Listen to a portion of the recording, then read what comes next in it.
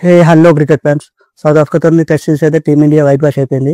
ఇంకా సెకండ్ టెస్ట్లోనైతే టీమిండియాకి అది biggest defeat అది రన్స్ పరంగా. అసలు ఈ సిరీస్కి ఓటమికి మెయిన్ రీజన్స్ ఏంటి అనేది మనం ఈ వీడియోలో తెలుసుకుందాం.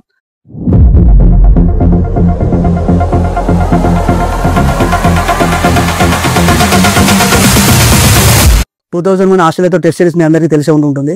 అదే ఫాలో ఆన్ టెస్ట్ మ్యాచ్. ఒక టెస్ట్ మ్యాచ్, సెకండ్ టెస్ట్ మ్యాచ్లో మనం ఫాలో ఆన్ ఆడి కూడా ఆస్ట్రేలియాని మనం ఓడించాం. సో ఆ మ్యాచ్ అనేది టీమిండియా టెస్ట్ క్రికెట్కి బిగ్గెస్ట్ చేంజ్ పాయింట్ అన్నట్టు. సో అప్పటి నుండి కూడా ఏ ఫారెన్ టీం కూడా మన టీం ఇండియాలో టెస్ట్ సిరీస్ గెలవడం చాలా కష్టమైపోయింది. సో ఇండియాలో సిరీస్ గెలవడం పక్కన పెట్టు, అట్లీస్ట్ సిరీస్ని డ్రా చేసుకున్నా కూడా వాళ్ళు చాలా గొప్పగా ఫీల్ అయ్యేవాళ్ళు. ఒక్కొక్క మ్యాచ్ గెలిచారంటే మాత్రం చాలా బిగ్ అచీవ్మెంట్ లాగా ఫీల్ అయ్యేవాళ్ళు. సో అలాంటిది ఇండియా 2001 నుంచి 2024 వరకు సో ఇండియాలో కేవలం 2 టెస్ట్ సిరీస్ మాత్రమే ఓడిపోయింది. బట్ లాస్ట్ 1 year స్పాన్ లో మన ఇండియా 2 టెస్ట్ సిరీస్ ఓడిపోయింది ఇండియన్ హోమ్ గ్రౌండ్ లో. టీమిండియా వరల్డ్ కప్ ఓడిపోయిన దానికంటే కూడా లాస్ట్ ఇయర్ న్యూజిలాండ్ తో టెస్ట్ సిరీస్ 3-0తో ఓడిపోవడమే ఫ్యాన్స్ కి చాలా బాధ కలిగించింది. మళ్ళీ ఇప్పుడు సౌత్ ఆఫ్రికాతో 2-0తో ఓడిపోయాం. ఆ మ్యాచెస్ ఓడిపోవడం కామన్, ఎందుకంటే ప్రతి మ్యాచ్ గెలవాలని లేదు. కొన్ని సందర్భాల్లో మనం ఓడిపోతుంటాం, సిరీస్ వాళ్ళు గెలుస్తుంటారు. కానీ మరీ లాస్ట్ 2 సిరీస్ లో మనం వైట్ వాష్ అవ్వడం మాత్రం అసలు అన్యాక్సెప్టబుల్. ఇండియాలో అసలు మన సిరీస్ కోల్పోవడమే ఒప్పుకోవడానికి లేదు, అలాంటి వైట్ వాష్ అవ్వడం అనేది అసలు చాలా కష్టం. అసలు ఈ ఫ్యాన్స్ అయితే అసలు ఒప్పుకోరు. ఫ్యాన్సే కాదు, ఈవెన్ మీరు చూస్తే సీనియర్ క్రికెటర్స్, మాజీ క్రికెటర్స్ కూడా ఎవరు కూడా ఈ ఓటమి అయితే అసలు ఒప్పుకోవట్లేదు. ఇండియన్ క్రికెట్ అయితే డౌన్ఫాల్ స్టార్ట్ అయిపోయింది అని అంటున్నారు. అసలు ఈ సిరీస్ లో ఏం జరిగింది? ఫస్ట్ టెస్ట్ మ్యాచ్ చూస్తే ఫస్ట్ టెస్ట్ మ్యాచ్ ఏమన్నారు, అది స్పిన్ ట్రాక్. సో వాళ్ళు కూడా కొంచెం తక్కువ స్కోర్ చేశారు, మనం తక్కువ స్కోర్ చేసాం. సో మనకు ఒక బ్యాట్స్మెన్ అనేది షార్టేజ్ అయిపోయింది. గిల్కి మధ్యలో ఇంజూర్ అవడం వల్ల, తన ఇంటిపోవడం వల్ల మనకు ఒక బ్యాట్స్మెన్ షార్ట్ అయిపోయి మనం కేవలం 123 టార్గెట్ ని చేజ్ చేయలేకపోయాం. సో ఈవెన్ మన 9 బ్యాట్స్మెన్ అయినా మనం 123 టార్గెట్ ని ఇండియాలో చేజ్ చేయడం పెద్ద కష్టం కాదు. కానీ మన బ్యాట్స్మెన్ అయితే ఆ రీజన్ చెప్పారు, స్పిన్ ట్రాక్ ఉంది, సో దానివల్ల మేము పెద్దగా ఆడలేకపోయామని చెప్పారు. సో సెకండ్ టెస్ట్కి వస్తే, సెకండ్ టెస్ట్ ఏమనేది కంప్లీట్ గా మన team fault and complete team management fault. ఎందుకంటే పిచ్ ని సరిగ్గా ఎక్స్పెక్ట్ చేయలేదు. అది బ్యాటింగ్ పిచ్చా, బౌలింగ్ పిచ్చా, స్పిన్ పిచ్చా అనేది అయితే వాళ్ళు కరెక్ట్ గా ఎక్స్పెక్ట్ చేయలేదు మ్యాచ్ ముందు. ఇంకా కుల్దీప్ ఏమన్నారంటే ఫస్ట్ ఇన్నింగ్స్ అయిపోయిన తర్వాత ఇది కంప్లీట్ గా ఫ్లాట్ పిచ్, సో ఇలాంటి పిచ్ లో మన బౌలింగ్ చేయడం చాలా కష్టం అని చెప్పేసి ఆ మాట అన్నాడు. ఆ మాట అన్న తర్వాత కూడా ఇండియా ఫస్ట్ ఇన్నింగ్స్ లో కంప్లీట్ గా ఫెయిల్ అయిపోయింది. మన టాప్ ఆర్డర్ బ్యాట్స్మెన్ మిల్లర్ ఎవరు కూడా సరిగా ఆడలేకపోయారు. వాళ్ళ టైలెండర్ సెంచరీ చేసిన అదే పిచ్ లో మన బ్యాట్స్మెన్ కనీసం, మన main batsmen, top order batsmen ఎవరు కూడా 30+ స్కోర్ కూడా చేయలేకపోయారు. సో దీని అయితే కంప్లీట్ గా మన టీమ్ బ్యాట్స్మెన్ ఫెయిల్యూర్ అనుకోవాలి. ఇంకా స్పిన్ ఆడడంలో వాళ్ళు సరిగా ఎక్స్పెక్ట్ అయితే కాదు. ఈవెన్ సెకండ్ ఇన్నింగ్స్ చూస్తే కూడా సౌత్ ఆఫ్రికా బ్యాట్స్మెన్ చాలా బాగా ఆడారు. వాళ్ళు చాలా నెమ్మదిగా ఆడుకుంటూ వాళ్ళు ఆల్మోస్ట్ మ్యాచ్ డ్రా చేయడానికి అనే ఉద్దేశంతోనే వాళ్ళు ఆడినట్టు అనిపించింది. అన్న కూడా వాళ్ళు చాలా బాగా ఆడారు. సో అదే పిచ్ లో మన బ్యాట్స్మెన్ 4th ఇన్నింగ్స్ లో కంప్లీట్ గా ఫెయిల్ అయిపోయారు. ఒక బ్యాట్స్మెన్ ఓన్లీ జడేజా తప్ప ఏ బ్యాట్స్మెన్ కూడా మనకు 50+ స్కోర్ చేయలేదు. ఇండియన్ సాయిల్ లాస్ట్ 6 years లో ఒక హోమ్ సిరీస్ లో మన ఇండియన్ బ్యాట్స్మెన్ సెంచరీ చేయకపోవడం ఇదే ఫస్ట్ టైం. అంటే లాస్ట్ 60 years లో ఇండియాలో జరిగిన టెస్ట్ మ్యాచ్ లో మన ఇండియన్ బ్యాట్స్మెన్ ఒక్క బ్యాట్స్మెన్ కనీసం ఒక్క మ్యాచ్ లోనే సెంచరీ చేసేవారు. అలా ఒక్క మ్యాచ్ కూడా సెంచరీ చేయకుండా ఫినిష్ అయిన ఫస్ట్ సిరీస్ ఇది. సో దీన్ని బట్టి అర్థం చేసుకోవచ్చు మన బ్యాట్స్మెన్ ఎంత తడబడ్డారు స్పిన్నర్ అండ్ ఫాస్ట్ బౌలింగ్ లో. సో ఈ సెకండ్ టెస్ట్ డిఫీట్ అయితే ఇండియన్ క్రికెట్ హిస్టరీ లో బిగ్గెస్ట్ డిఫీట్. ఆల్మోస్ట్ 408 runs తో మనం ఈ మ్యాచ్ ఓడిపోయాం. ఇది ఇండియన్ క్రికెట్ లోనే బిగ్గెస్ట్ డిఫీట్ ఇది. సౌత్ ఆఫ్రికా కూడా ఆఫ్టర్ 25 years తర్వాత ఇండియాలో ఒక టెస్ట్ సిరీస్ గెలిచింది. అయితే ఈ సిరీస్ ఓవడానికి మెయిన్ రీజన్ ఎవరు? ప్లేయర్సా, కోచా? First openers Jaiswal and KL Rahul. Mostly Jaiswal గురించి మాట్లాడుకున్నాం. సో జైస్వాల్ ని చాలా మంది ఏమంటున్నారు అంటే తను ఫ్లాట్ ట్రాక్స్ లో ఆడతాడు, ఫాస్ట్ బౌలింగ్ అండ్ స్పిన్ సరిగా ఆడాడు అన్నాడు. ఆ మాట అయితే తను ఈ సిరీస్ లో రుజువు చేసుకున్నాడు. ఇంకా తను T20 మూడులోనే ఉన్నట్టుంది. చాలా చెత్త షాట్లు కొట్టాడు. మీరు చూసే మార్కో జాన్సన్ బౌలింగ్ లో చాలా చెత్త షాట్ కొట్టి తన సెకండ్ ఇన్నింగ్స్ లో అవుట్ అయిపోయాడు. తన స్పిన్ కూడా కొంచెం ఇంకా బాగా ఆడట్లేదు, అదైతే ఇంప్రూవ్ చేసుకోవాలి. కానీ ఫ్యూచర్ స్టార్ అనుకుంటున్నాం. తను ఈ ఫాస్ట్ అండ్ స్పిన్ అయితే సరిగా ఆడడం ఇంప్రూవ్ చేసుకోవాలి. ముఖ్యంగా ఇండియన్ కండిషన్ లో స్పిన్ అనేది చాలా బాగా ఉంటుంది కాబట్టి తను స్పిన్ బౌలింగ్ ఆడడం అయితే కంపల్సరీ చేసుకోవాలి. దీనికోసం తను డొమెస్టిక్ ఆడడం బెటర్. Next KL Rahul. అసలు తన గురించి ఎంత తక్కువ మాట్లాడితే అంత బెటర్. ఎందుకంటే తను టీంకి అవసరమైనప్పుడు ఇంతవరకు అయితే ఎప్పుడు ఆడంగా అయితే నేను చూడలేదు. ఎందుకంటే తను ఆడాడు, అంతకుముందు ఆడాడు, సెంచరీస్ చేశాడు, ఇండియాని గెలిపించాడు. కానీ టీంకి క్రూషియల్ టైంలో మీరు చూస్తే సెకండ్ టెస్ట్ లో లాస్ట్ 4th డే నాడు తను మనం రన్స్ చేయాల్సిన అవసరం లేదు, జస్ట్ డిఫెన్స్ చేసుకుంటే అయిపోద్ది. ఆ రోజంతా ఆడితే మనకు సరిపోద్ది. అలాంటి టైంలో తను చాలా చెత్త షాట్ స్పిన్, మళ్ళీ వేసింది కూడా పెద్ద తోపు తురుము బౌలర్ కూడా కాదు, జస్ట్ హార్మర్. తను సౌత్ ఆఫ్రికా ఒక నార్మల్ బౌలర్. తన బౌలింగ్ లో స్పిన్ లోపలికి వచ్చిన బాల్ తను ఆడలేకపోయాడు. సో తనైతే నిజం చెప్తున్నా, టీమ్ కి అవసరం కంపల్సరీ, తన అవసరం ఉన్నప్పుడు మాత్రం అది ఎప్పుడు ఆడలేదు. వేరే వాళ్ళతో కలిసి ఆడాడు తప్ప తను ఉంటుంది ఆడింది లేదు, టీంని గెలిపించింది లేదు. తనైతే compulsory as a senior player గా తనైతే ఈ విషయాన్ని అయితే కంపల్సరీ గుర్తుపెట్టుకొని తన పెర్ఫార్మెన్స్ అయితే ఇంప్రూవ్ చేసుకోవాలి. ఇంకా Rishabh Pant most irresponsible player in Indian cricket. తను యాక్చువల్లీ తను ముందు నుంచి కూడా చాలా చెత్త షాట్ ఆడతాడు. టెస్ట్ మ్యాచ్ లో ఆడకూడని షాట్ ఆడతాడు. అలా ఆడి కూడా లాస్ట్ టైం ఇంగ్లాండ్ సిరీస్ తను అనవసరంగా ఇంజూర్ అయ్యాడు. మళ్ళీ ఇప్పుడు ఈ సిరీస్ మళ్ళీ టీమ్ లేక వచ్చాడు. కానీ ఇప్పుడు చాలా చెత్త షాట్ ఆడాడు. మళ్ళీ తను కెప్టెన్, ఆల్మోస్ట్ ఫస్ట్ టెస్ట్ లో కూడా తనే కెప్టెన్, గిల్ వెళ్ళిపోయాక తనే కెప్టెన్సీ చేశాడు. సెకండ్ టెస్ట్ లో తను ఫుల్ టైం కెప్టెన్, అయినా కూడా కెప్టెన్ రెస్పాన్సిబిలిటీ లేదు. బ్యాట్స్మెన్ గా కూడా చాలా చెత్త షాట్ ఆడాడు. తన పవర్ హిట్టింగ్ తో అయితే చాలా టైమ్స్ టీమిండియాని గెలిపించాడు, అది ఓకే. కానీ ఇంపార్టెంట్ టైంలో ఇప్పుడు లాస్ట్ రోజు మనకి జస్ట్ వికెట్ డిఫెండ్ చేసుకుంటే సరిపోతుంది. అలాంటి టైంలో చెత్త షాట్ కొట్టాల్సిన అవసరం లేదు. సో తనైతే కంపల్సరీ ఇంప్రూవ్ చేసుకోవాలి. తన కెప్టెన్సీ కూడా అసలు బాగాలేదు. తను వికెట్ కీపర్ కెప్టెన్సీ రెండు చేయడం అయితే కష్టమే, ఎందుకంటే ఫ్యూచర్ లో తనకు కెప్టెన్సీ ఇస్తారు అనుకుంటారు, కానీ అదైతే కష్టం. తన వికెట్ కీపింగ్ అయితే ఓకే, కానీ కెప్టెన్సీ అయితే చాలా వరస్ట్ ఉంది. ఎందుకంటే తానే అలా చెత్త షాట్ ఆడితే టీమ్ కి ఎలా ఆడుతుంది. సో తను టీమ్ కి ఇన్స్పైర్ ఉండాలి, కానీ ఇలాంటి షాట్ ఆడడం వల్ల తనకైతే కరెక్ట్ కాదు. టెస్ట్ క్రికెట్ లో ఆడాల్సింది టైంలో ఆడాలి, కానీ జస్ట్ వికెట్ డిఫెండ్ చేసిన టైంలో కూడా ఇలాంటి షాట్ ఆడడం అనేది కరెక్ట్ కాదు. ఇంకా మిగిలిన players Sai Sudarshan, Dhruv Jurel and Nitish Kumar Reddy, so వీళ్ళైతే ఇంకా T20 మూడ్లోనే ఉన్నట్టుంది. వీళ్ళైతే అసలు ఏం పెర్ఫార్మెన్స్ అయితే లేదు. ఈవెన్ జస్ట్ వికెట్ డిఫెన్స్ చేసుకుని వికెట్ ఆడుకుంటే సరిపోతుంది. అలాంటి షాట్ కూడా చాలా చెత్త షాట్ కొట్టి అవుట్ అయిపోయారు. ఇదైతే కరెక్ట్ కాదు. ఇలా ఆడితే మాత్రం నెక్స్ట్ టీమిండియాలో కంటిన్యూ అవడం చాలా కష్టం. ఇక బౌలింగ్ లో వస్తే బుమ్రా అండ్ సిరాజ్. బుమ్రా ఆడితే సిరాజ్ ఆడాడు, సిరాజ్ ఆడితే బుమ్రా ఆడాడు. ఇద్దరు కలిసి ఆడింది లేదు.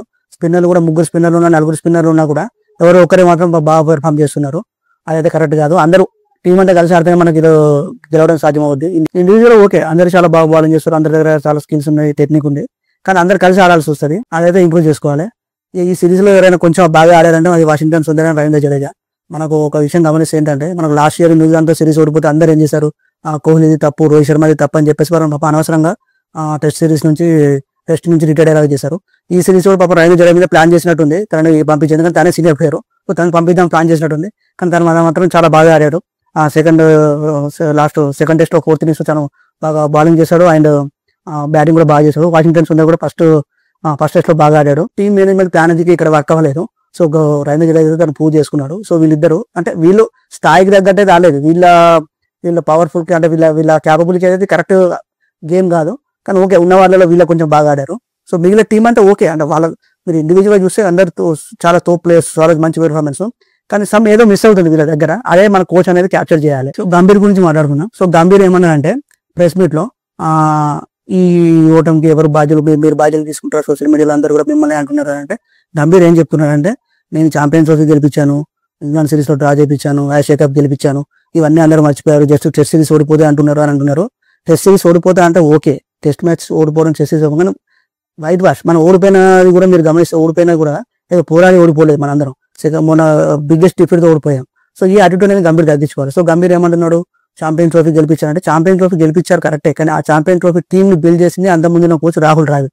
సో ఆ టీమ్ తో మీరు కంటిన్యూ అయిపోయారు. సో అందుకని చెప్పి ఆ టీం గెలిచింది. నెక్స్ట్ ఇంగ్లాండ్ తో సిరీస్ లో కూడా మనం డ్రా చేసుకున్నామని చెప్పేసి అన్నారు. కానీ ఇంగ్లాండ్ సిరీస్ మీరు చూస్తే అది complete flat tracks. 5 test match మీరు గమనిస్తే అన్ని కూడా హైయెస్ట్ స్కోర్ మ్యాచెస్. సో ఆ మ్యాచ్ లో ఎవరైనా ఆడతారు. సో ఆ మ్యాచ్ లో మళ్ళీ ఆ మ్యాచ్ లో గెలిపించింది కూడా, సో మనకు బౌలింగ్ లో మెయిన్ ముఖ్యంగా సిరాజ్ వల్లనే మనం ఆ సిరీస్ గెలిచాం. అలా కోచ్ క్రెడిట్ ఏం లేదు, ఎందుకంటే వాళ్ళ టీం ఆడారు, మన టీం ఆడారు, అది పెద్ద జస్ట్ ఫ్లాట్ ట్రాక్స్ కాబట్టి. అది ఇంకా ఏషియా కప్ వస్తే, ఏషియా కప్ లో మనం గెలిచింది ఏం లేదు, ఆపోజిట్ టీమ్స్ వీక్ ఉన్నాయి అంతే. ఏ టీం కూడా పెద్ద స్ట్రాంగ్ లేదు. మనం పాకిస్తాన్ 3 times ఓడించామంటే కూడా అప్పుడే అర్థం చేసుకోవచ్చు. మళ్ళీ మీరు ఇంకా చూస్తే ఏషియా కప్ లో అభిషేక్ శర్మ ఆడాడు ప్రతి మ్యాచ్ లో, ఫైనల్ లో తిలక్ వర్మ ఆడాడు. బౌలింగ్ లో చూస్తే కుల్దీప్ యాదవ్, వరుణ్ చక్రవర్తి, వీళ్ళిద్దరు తప్ప మిగిలిన ఏ ప్లేయర్స్ కూడా మనకు ఆ సిరీస్ లో పెద్ద పెర్ఫార్మ్ చేయలేదు. సో అది కూడా ఆపోజిట్ టీమ్స్ వీక్ ఉండడం వల్ల మనం ఆ ఏషియా కప్ గెలిచాం. సో దీన్ని తన క్రెడిట్ లో వేసుకొని ఓటమి మాత్రం నాకు సంబంధం లేదు, ఇది ప్లేయర్స్ మీద అని అంటే, మీరు చూస్తే ప్రతి ప్లేయర్ ఇప్పుడు ఈ సిరీస్ ఆడే ప్రతి ప్లేయర్ కి డొమెస్టిక్ లో మంచి ట్రాక్ రికార్డ్ ఉంది. సో వాళ్ళు సూపర్ ఫామ్ లో ఉన్నారు డొమెస్టిక్ లో. టీమ్ ఇండియాకి వచ్చేసరికి ఎందుకు ఫెయిల్ అవుతున్నారు? డొమెస్టిక్ ప్లేయర్స్ వాళ్ళు ఆల్రెడీ స్పిన్ ఆడతారు, ఫాస్ట్ బౌలింగ్ ఆడతారు, అన్నీ ఆడతారు. టీమ్ ఇండియాకి వచ్చేసరికి వాళ్ళు ఎందుకు ఫెయిల్ అవుతున్నారు? ఎక్కడ ఏదో మిస్ అవుతుంది, వాళ్ళు ఏదైనా తీసుకోవడం మిస్ అయిపోతుంది. మీరు గమనిస్తే మనకు లాస్ట్ 14 months లో నెంబర్ 2 పొజిషన్ లో 7 players ట్రై చేసాం. అంటే నెంబర్ 2 లో ఎవరు ఆడుతున్నారో ఇప్పటికీ కన్ఫర్మ్ లేదు. సో ఒకసారి వాషింగ్టన్ సుందర్ నెంబర్ 2 లో పక్కొచ్చారు, తను నెంబర్ 2 లో ఆడాడు, నెంబర్ 6 లో, నెంబర్ 7 లో, నెంబర్ 8 లో, నెంబర్ 9 లో. ఒక బ్యాట్స్మెన్ అన్ని పొజిషన్ లో ఆడారు జస్ట్ లాస్ట్ 5 టెస్ట్ సిరీస్ లో. మళ్ళీ టీమ్ స్క్వాడ్ కూడా చూస్తే, మీరు చూస్తే వాషింగ్టన్ సుందర్ అనేవారు బౌలర్, తనకి ఫస్ట్ టెస్ట్ లో ఇచ్చింది 2 innings కలిపించింది 1 over. తన స్పిన్ ఆల్రెడీ స్పిన్ పడుతుంది, సౌత్ ఆఫ్రికా ఇంకా డిఫెన్స్ చేసుకోవడానికి మనం ఇంకా తక్కువ స్కోర్ చేస్తే మనకే బెనిఫిట్ అవ్వదు. దానికి ఇచ్చింది 1 over. మళ్ళీ సెకండ్ టెస్ట్ నితీష్ కుమార్ రెడ్డి ఆ పిచ్ సరిగ్గా ఎక్స్ప్లోర్ చేయలేదు, అది బ్యాటింగ్ పిచ్చా, బౌలింగ్ పిచ్చా, స్పిన్ పిచ్చా అనేది తీసుకోకుండా నితీష్ కుమార్ రెడ్డిని తీసుకున్నారు. సరే నితీష్ కుమార్ రెడ్డిని తీసుకున్నారు, తనకి ఇచ్చింది ఎంత 2 innings కలిపి 10 overs. తను బ్యాటింగ్ సరిగ్గా చేయలేదు, బౌలింగ్ సరిగ్గా చేయలేదు. అంటే ఏ ప్లేయర్ తీసుకోవాలి, ఎవరిని తీసుకోవాలి, జస్ట్ ఇతను అనిపిస్తే అతను తీసుకుంటున్నారు అంతే తప్ప కరెక్ట్ గా పిచ్ ని కూడా కరెక్ట్ ఎక్స్పెక్ట్ అంటే ఈ పిచ్ ఎలా బిహేవ్ చేస్తుంది అనేది ముందే మీరు ప్రెడిక్ట్ చేయట్లేదు. కోచ్ గా అదే కంపల్సరీ మనకు కోచ్ ఉండాల్సిన ఫస్ట్ థింగ్ అదే. ఇంకా క్యాచ్ డ్రాప్స్ కూడా చాలా అవుతున్నాయి, ఫీల్డింగ్ మిస్టేక్స్, క్యాచ్ డ్రాప్స్ కూడా బాగా చాలా అవుతున్నాయి. అది ఫీల్డింగ్ కోచ్ అంటే ఫీల్డింగ్ కోచ్ అనుభవం మీ అందరూ ఉండదు కాబట్టి అవి కూడా కంపల్సరీ దాని మీద కొంచెం కాన్సన్ట్రేట్ చేయాలి. ఇక ఫైనల్ వచ్చేసి ఫిట్నెస్. మీరు చూస్తే ఈ మన టీమిండియా ఏ ప్లేయర్ ఎప్పుడు ఆడితే ఎవరికి తెలియదు. మీరు మంచిగా గమనిస్తే ఏదో ఒక ప్లేయర్ ఇప్పుడు ఈ match last one day series Nitish Kumar సడన్గా సిరీస్ మధ్యలో నుంచి వెళ్ళిపోయారు, తనకి ఇంజూరీ అయిపోయింది. ఫిట్నెస్ మీద కంపల్సరీ కాన్సన్ట్రేట్ చేయాలి. మీరు చూస్తే శుభ్మన్ గిల్, శ్రేయస్ అయ్యర్, బుమ్రా, నితీష్ కుమార్ రెడ్డి, ఆకాష్ దీప్, రిషబ్ పంత్ వీళ్ళందరికీ ఇంజూస్ అవుతున్నాయి. సో అందరు ఇంటర్నేషనల్ క్రికెట్ ఆడుతున్నారు కాబట్టి ఇంజూస్ అవుతాయి. ఇంజూస్ అవడం అనేది కామన్. సో ఇంజూర్ అయినా కూడా వాళ్ళు ఎంత త్వరగా రికవరీ అవుతున్నారా అనేది వాళ్ళ ఫిట్నెస్ మీద డిపెండ్ అయి ఉంటుంది. మీరు చూస్తే శుభ్మన్ గిల్ జస్ట్ తను బ్యాటింగ్ చేస్తుంటే మెడ నొప్పి పట్టేసింది. సో ఆ సిరీస్కి అయిపోయారు. నెక్స్ట్ వన్ డే సిరీస్ కూడా లేదు. ఒక 26 years యంగ్ ప్లేయర్ జస్ట్ అంటే మెడ నొప్పి నుంచి రికవర్ అవ్వడానికి తనకు ఆల్మోస్ట్ 1 month 2 months పడుతుంది. సో ఇక్కడ మన ఫిట్నెస్ అనేది తెలిసిపోతుంది. ఈవెన్ శ్రేయస్ అయ్యర్కి కూడా చాలా సీరియస్ ప్రాబ్లం ఉన్నారు, తను ఎందుకు త్వరగా రికవరీ అవ్వాలని. ఇక మొహమ్మద్ షమి తను వచ్చింది తెలియదు, తనకి ఎప్పుడు అసలు ఇంజూరీ అయింది, ఎప్పుడు వస్తుండే ఎప్పుడు పోతుండే అది కూడా తెలియదు. తను ఆల్రెడీ రికవరీ అయ్యారు కానీ కూడా తను సెలెక్ట్ చేయలేకపోయారు. అలాగే నితీష్ కుమార్ అండ్ ఆకాష్ దీప్ వీళ్ళు కూడా, ఆకాష్ దీప్ లాస్ట్ ఇన్నింగ్స్ లో బాగా చేశారు, తను ఇంజూరీ అయిపోయారు. అంటే వీళ్ళ ఫిట్నెస్ లెవెల్ అనేది కంపల్సరీ పెంచాలి. మీరు చూస్తే విరాట్ కోహ్లీ కెప్టెన్సీ ఉన్నప్పుడు టీంలో అందరూ కూడా ఫిట్నెస్ మీద బాగా కాన్సన్ట్రేట్ చేశారు, దానివల్ల వాళ్ళ పెర్ఫార్మెన్స్ అనేది ఇంప్రూవ్ అయిపోయింది. సో ఇప్పుడు ఉన్న ప్లేయర్స్ అందరూ కూడా కంపల్సరీ యంగ్ ప్లేయర్స్ కాబట్టి ఫిట్నెస్ మీద కంపల్సరీ కాన్సన్ట్రేట్ చేయాలి. దీని గురించి అయితే సపరేట్ గా వాళ్ళకు ప్రాక్టీస్ సెషన్స్ పెట్టినా ఎలా పెట్టినా, ఈవెన్ మీరు చూస్తే క్యాచింగ్ లో కూడా మన ఫీల్డర్స్ కూడా కొంచెం డల్ గా ఉంటున్నారు, ముందులా కదలట్లేదు. సో దీని గురించి కంపల్సరీ కాన్సన్ట్రేట్ చేయాలి. ఇంకా గంభీర్ కొంచెం ఆటిట్యూడ్ కూడా కొంచెం డిఫరెంట్ ఉంటుంది. మీరు చూస్తే ప్రెస్ కాన్ఫరెన్స్ కూడా తను కొంచెం ఆటిట్యూడ్ గా మాట్లాడడం. అండ్ మీరు చూస్తే లాస్ట్ ఇయర్ ఇంగ్లాండ్ సిరీస్ లో మనకి తను అక్కడ పిచ్ మ్యాన్ తో ఏదో గ్రౌండ్ మ్యాన్స్ ఏదో గొడవ పెట్టుకోండి పిచ్ గురించి. వాళ్ళు రీసెంట్ గా సౌత్ ఆఫ్రికా ఫస్ట్ టెస్ట్ లో కూడా ఆ గ్రౌండ్ మ్యాన్ తనకు అనుకూలంగా పిచ్ చేయట్లేదు అని చెప్పేసి మళ్ళీ అక్కడ ఏదో చిన్న కాన్వర్సేషన్ జరిగింది. సో తన ఆటిట్యూడ్ అనేది కరెక్ట్ ఉండట్లేదు. సో నేను ఏమనుకుంటున్నానంటే గంభీర్ కోచ్ గా వచ్చిన తర్వాత తన ఓన్ టీమ్ ఒకటి బిల్డ్ చేసుకుందాం. ఇప్పుడు అంతకుముందు ఉన్న మన విరాట్ కోహ్లీ, రోహిత్ శర్మ, అశ్విన్, రవి జడేజా వీళ్ళందరూ కూడా అంతకుముందు ద్రావిడ్, రవిశాస్త్రి బిల్డ్ చేసిన టీం. సో నేను అనుకుంటున్నది ఏంటంటే తన ఓన్ టీం ఒకటి బిల్డ్ చేసుకుందాం. ఈ టీమ్ తోనే నేను అన్ని కప్స్ గెలుస్తా, అన్ని సిరీస్ గెలుస్తా అనే కాన్సెప్ట్ చేసేస్తే క్రెడిట్ కొట్టేద్దాం అనే ఉద్దేశం ఉన్నట్టు అనిపిస్తుంది. ఓకే, తను ఏం చేసినా టీమిండియాకి మంచిగా అవుతుంది కాబట్టి తనకు రివర్స్ అవుతుంది. ఇక్కడ మీరు చూస్తే సీనియర్ ప్లేయర్స్ వదిలేసి యంగ్ ప్లేయర్ ని ఆడిపిస్తే మీరు చూస్తే చాలా మంది సోషల్ మీడియాలో అక్కడ అంటున్నారు తన ఫోర్స్ వల్లనే Rohit and Virat test series కి రిటైర్ అయిపోయారు, ఆ షమిని సెలెక్ట్ చేయట్లేదు అని అంటున్నారు. మేబీ అనుకోవచ్చు, ఎందుకంటే మీరు యంగ్ టీమ్ ని బిల్డ్ చేద్దాం అన్నప్పుడు డైరెక్ట్ యంగ్ టీమ్ ని తీసుకొచ్చేసి ఇక్కడ ప్రయోగాలు చేస్తే కరెక్ట్ కాదు. ఎందుకంటే సీనియర్ ప్లేయర్స్ ఉండాలి. ఇప్పుడు మనకు మీరు చూస్తే సచిన్ ఉన్నప్పుడు విరాట్ కోహ్లీ, లైక్ ద్రావిడ్ ఉన్నప్పుడు మనకు చటేశ్వర పూజారా వీళ్ళు వచ్చి వాళ్ళ అండర్ లో వీళ్ళు ఆడుకుంటూ వీళ్ళని ఇంప్రూవ్ చేసుకుంటూ వాళ్ళు వెళ్ళిపోయాక వీళ్ళు కంటిన్యూ అవుతారు. కానీ డైరెక్ట్ ఉన్న ప్లేయర్స్ తీసేసి నేను కొత్త ప్లేయర్స్ ఆడిపిస్తానంటే వీళ్ళకి కూడా కొంచెం పూస్టప్ ఉండాలి కదా.